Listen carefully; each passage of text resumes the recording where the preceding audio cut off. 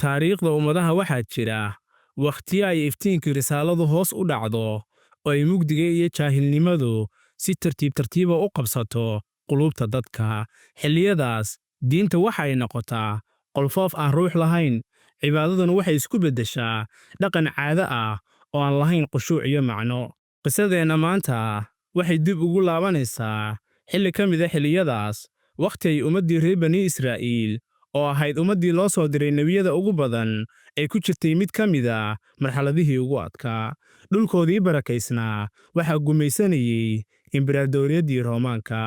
culimmadiina waxay diinta Alle ka dhigteen wax lagu gaaro dana adduunyo. riyo iyo munaafiqnimo ayaa ka buuxsantay macbadyadoodii, waxaana yaraaday codkii xaqa ahaa ee dadka ugu yeerayey daacadnimada iyo alla ka cabsiga. xilligan mugdiga dhexdiisa waxaa noolaa nin oday ah oo qalbigiisa uu ka buuxay iimaan iyo murugo. wuxuuna ahaa mid ka mid a kuwii ugu dambeeyey ee diinta saafiga qalbigiisa ku hayay. wuxuu ahaa nebi sharaf leh oo cimrigiisoo dhan ku qaatay oo adeegidda guriga Alleh. halkan waxay nooga bilaabanaysaa qisadii samirka, yaqiinta iyo rajadii aan go'in. waana qisadii nebi Sakariya calayhi salaam. soo dhowaada saaxiibayaal, aniga waxaan ahay Abshir Casaawe, halkanna waa Casaawe Media. maanta waxaan idinla wadaagi doonnaa mid ka mid a qisooyinkii qur-aanka lagu sheegay. waxaan idinla wadaagayaa qisada nebi Sakariya calayhi salaam. si aan u fahanno qisada nebi Sakariya calayhi salaam, waa inaan marka hore sawirannaa adduunyadii uu ku noolaa. reer bani Israa'iil waxay ahaayeen dad uu Alle siiyey sharaf weyn, wuxuuna ka soo saaray ambiye badan sida nebi muuse, nebi haaruun, nebi daawuud iyo nebi sulaymaan. laakiin wakhtigan sharaftaas waxay u beddeleen kibir iyo ismoodsiis. culimmadii oo loo yaqaanay axbaar iyo ruhbaan waxay u qaybsameen kooxo kala duwan, mid walbana waxay diinta u fasiranaysay sida ay danteeda ugu jirto. waxay ka tageen ruuxdii sharciga, waxayna ku dhegeen muuqaalkiisii dibadda. cibaadadiina waxay noqotay tartan iyo ismuujin. waxay adkeeyeen diintii, waxayna culays saareen dadkii caamada ahaa, iyagoo naftooda u oggolaaday waxyaabo badan. nebi Sakariya calayhi salaam oo ahaa mid ka mid a culimmada ugu waaweyn ee macbadka ka shaqaynaysay, wuxuu maalin kasta daawanayey fasaadkan diimeed. wuxuuna arkayey sida ay dadka uga fogaadeen daacadnimadii iyo alla kacabsigii dhabta ahaa.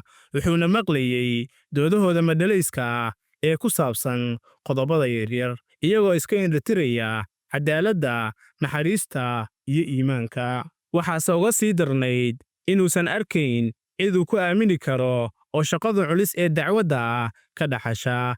qaraabadiisii iyo dadkii diinta yaqiinayna intooda badan waxay noqdeen kuwo adduunyo raadis ah. wuxuuna ka baqayey in marka uu dhinto aysan jiri doonin cid si daacada u sii wada hanuunka iyo iftiinka diinta. cabsidanna waxay ahayd mid maalin kasta ku sii weynaanaysa qalbigiisa, waxayna ahayd sababta ugu weyn ee ku riixday ducadiisii. bartamaha fasaadkan dhexdiisa waxaa jiray guryo uu weli nuurkii iimaanka ka ifayo. guriga ugu sharafta badanna waxa uu ahaa guriga qoyskii Cimraan. Cimraan waxa uu ahaa nin wanaagsan oo ka mid ahaa madaxdii diinta. xaaskiisana waxay ahayd Xana, waxayna ahayd haweeney caabid ah oo daahir ahayd. waxayna ahaayeen dad cimri weyn gaaray oo aan weli ilmo dhalin. ducadii dheereed ee Xana kadib, Alle wuu aqbalay, wayna uuraysatay. waxayna nadartay in ilmaheeda ay u hibayn doonto adeegidda guriga Alleh. dhalashadii Maryamo waxay ahayd bilowga silsilad mucjisaad ah. Alle wuxuu ka aqbalay gabadheeda, wuxuuna u koriyey koriin wanaagsan. markii ay Maryamo gaartay da'dii lagu wareejin lahaa macbadka, waxaa dhacay tartan weyn. culimmadii iyo wadaadadii macbadka oo ogaa sharafta qoyska Cimraan ayaa mid kastaba waxa uu damcay inuu isaga helo sharafta kafaaladaynta iyo korinta gabadhan yar. si ay u kala baxaanna waxa ay go'aansadeen inay samaystaan qorituur. waxay isku raaceen inay qalimaantooda ku tuuraan webiga. qofkii uu qalinkiisa ka badbaado inuu la dego biyaha ama uu ka kor imaado qulqulka ayaa noqonaya kafaalad qaadaha Maryama. dhammaan qalimaantii way wada degeen, marka laga reebo qalinkii nebi zakariya calayhi salaam. mar kale ayay ku celiyeen, natiijadiina waxba iskama beddelin. allana wuxuu si toosa u doortay nebigiisii sharafta lahaa si uu u daryeelo gabadha ugu daahirsan adduunka. nebi zakariya calayhi salaam waxa uu u sameeyey qol gaar ah oo cibaadada loogu talagalay, kaasoo lagu magacaabo mixraam. wuxuuna ahaa qofka keliya u soo geli jiray, wuxuuna baray diinta alleh, wuxuuna ahaa aabba naxariis badan. maryamana waxay ku kortay jawi cibaado iyo alla kacabsi ah, waxayna gaartay darajo aanay gaarin haweenka kale ee adduunka. sannado ayaa ka soo wareegatay, maryamana way kortay, sakariyana wuu sii gaboobayey. rajadiisii ahayd inuu helo ilmana waxay u muuqatay mid sii fogaanaysa maalinba maalinta ka dambaysa.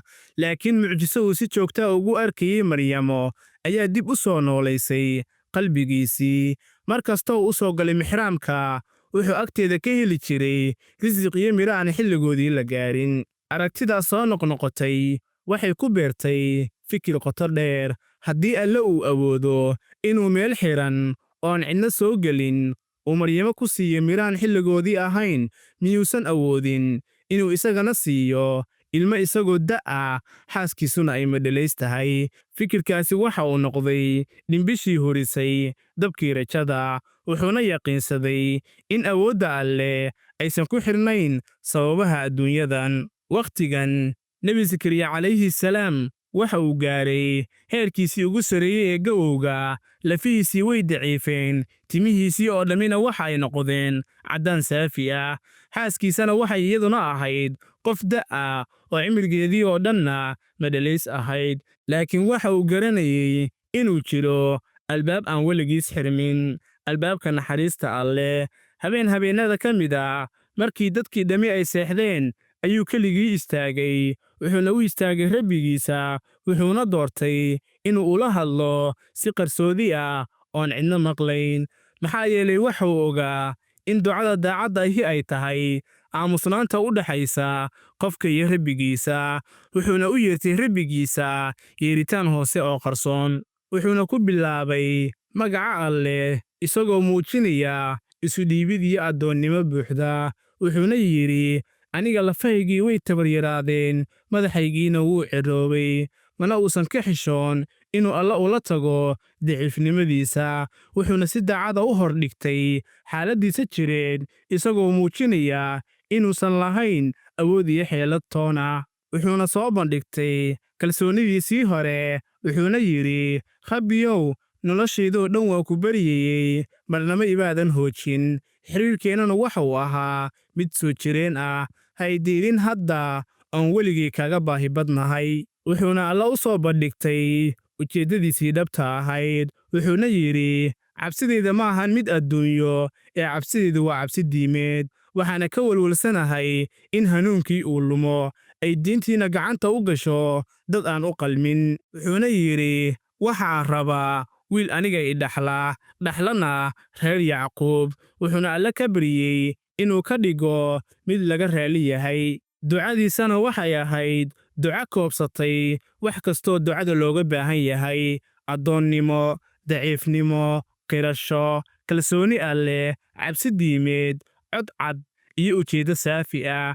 ducadaas aamusnaanta ahayd waxay ruxday carshiga raxmaanka. jawaabtii alleh ma aysan soo daahin. isla goobtii, isagoo weli cibaadadiisii ku dhex jira, ayaa malaa'igtii u timid, iyagoo si toosa ugu bishaaraynaya aqbalaadda ducadiisa. waxayna ku dhaheen, zakariyow, annagu waxaan kugu bishaaraynaynaa wiil magaciisa la yidhaahdo yaxye, magacaas oon horey qof loogu bixin. bishaaradani waxay ahayd mid kaamil ah.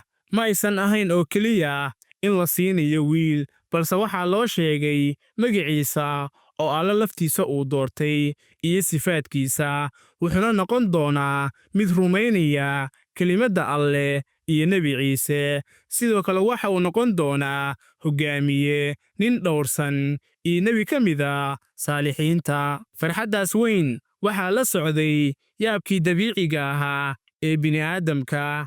aqligiisa wuxuu la halgamayey inuu aqbalo mucjisadan weyn, wuxuuna u baahnaa in si uu u fahmo.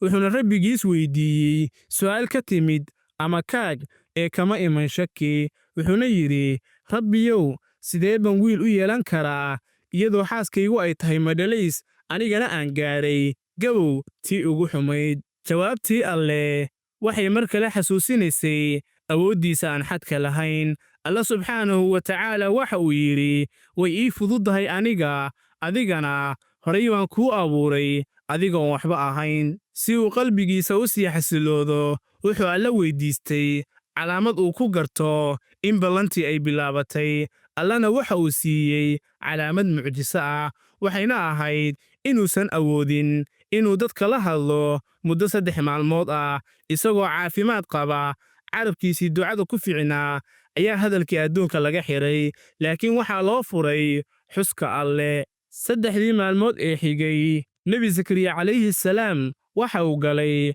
xaalad cibaado gaar ah. Aamusnaantiisu waxay ahayd mid ku qasabtay in qalbigiisa iyo ishaaradiisa oo keliya uu kula xiriiro rabbigiisa iyo dadkiisa. Waxayna ahayd xilli uu si qoto dheer ugu mahadnaqayay Alle subxaanahu wa tacaala, una diyaargaroobayay imaatinka hibada weyn ee loo ballanqaaday. Ballantii Alle way rumowday. Haweenaydii da'da ahayd ee madhalayska ahayd way uuraysatay, waxayna dhashay wiil qurux badan. Farxaddii gurigaas gashayna waxay ahayd mid aan la qiyaasi karin. 10 sano oo samir iyo duco ah ayaa midho dhashay. Markii la weydiiyey magaciisa, Zakariya oo hadalkii u soo noqday, waxa uu sheegay in magaciisa uu Alle u doortay Yaxye. Dhalashada Yaxye waxay ahayd dhammaadka sugitaankii, laakiin waxay ahayd bilowga cutub cusub. Wiilkani waxa uu ahaa mid ka duwan carruurta kale, wuxuuna ahaa midhaha ducadii aabbihiis. Wuxuuna yeeshay sifaad kasta oo Zakariya rabbigiis uu weydiistay. Allana waxa uu siiyey xigmad isagoo yar oo weli ilmo ah. Wuxuuna ahaa mid u naxariista waalidkiisa oo baari u ah. Wuxuuna ahaa mid ka fog dembiyada oo nolosha adduunyada aan dan ka lahayn. Wuxuuna ahaa hoggaamiye ruuxiya oo dabiici ah. Nebi Zakariya calayhi salaam waxa uu sii watay dacwaddiisii ilaa dhammaadka noloshiisa. Isaga iyo wiilkiisii Yaxye waxa ay noqdeen 2 cod oo awood leh oo ka hor yimid fasaadkii iyo qalloocii madaxdii diinta iyo boqorradii daalimiinta ahaa ee xilligooda. Mana aysan ka baqayn inay xaqa sheegaan xitaa haddii ay naftooda ku weynayaan. Sida ay sheegaan riwaayadaha taariikhiga ah, cadowga maysan u dulqaadan karin xaqa ay sheegayaan labadan cod, waxayna u maleegeen shirqool si ay u aamusiyaan. Nebi Zakariye isagoo ka cararaya cadow doonaya inay dilaan ayuu waxa uu galay geed weyn oo dhexda ka dilaacsan, laakiin shaydaan ayaa tusay meeshii uu ku dhuuntay. Cadowgiina waxa ay keeneen miinshaar, waxayna miinshaareeyeen geedkii iyo nebigii Alle ee ku dhex jiray ilaa uu 2 u kala go'ay. Wuxuu ku shahiiday isagoo difaacaya diinta Alle, wuxuuna ka tegey dhaxal si uu u sii wado wiilkiisii geesiga ahaa ee Nebi Yaxye calayhi salaam, kaasoo isaguna dabadii aabbihii raacay oo ku shahiiday isagoo xaqa sheegaya. Allah inagu anfaco qisooyinka ambiyadiisa, hana naga dhigo kuwii ku cibro qaata oo kuwaan tooba. Fadlan daawade, haddii aad channelka ku cusub tahay, nagu soo biir oo subscribe saar channelka si ay kuu soo gaaraan muuqaalada aynu soo gelinno. Haddii aad horey noogu xirnaydna, muuqaalka leeg dheh, siina sheer gare. Mahadsanidin.